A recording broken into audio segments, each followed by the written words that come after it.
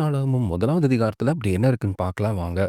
இந்த அதிகாரம் ஆதாம் முதல் ஆபிரகாம் வரையிலான மனுக்குலத்தின் வம்சாவளியை பதிவு செய்கிறது. தேசங்களின் தோற்றம் மற்றும் கடவுள் தான் உடன்படிக்கை செய்ய போகும் இஸ்ரவேல் தேசம் உருவாவதற்கு அடிப்படையாய் அமைந்த நபர்களை பற்றியும் நமக்கு கூறுகிறது. இது ஆதாம் மற்றும் அவரது சந்ததியினர் முதல் நோவா மற்றும் அவரது மகன்கள் சேம் காம் மற்றும் யாபேத்திலிருந்து தொடங்குகிறது. அவர்களிலிருந்து வெள்ளத்துக்கு பிறகு பூமி முழுவதும் பரவிய பல்வேறு மக்கள் மற்றும் தேசங்களை பட்டியலிடுகிறது. யாபேத்தின் சந்ததியினர் வடக்கு மற்றும் மேற்கு நாடுகளை உருவாக்கினர். காமின் சந்ததியினர் ஆப்பிரிக்கா மற்றும் கானான் மக்களை உருவாக்கினர். சேமின் சந்ததியினர் ஆபிரகாமுக்கு வழிவகுக்கும் பாரம்பரியத்தை முன்னெடுத்து சென்றனர். பின்னர் ஆபிரகாமின் குடும்பத்தில் கவனம் செலுத்துகிறது. அவரது மகன்கள் ஈசாக்கு மற்றும் இஸ்பவேல் கேத்துராவுக்கு பிறந்த மகன்களை குறிப்பிடுகிறது.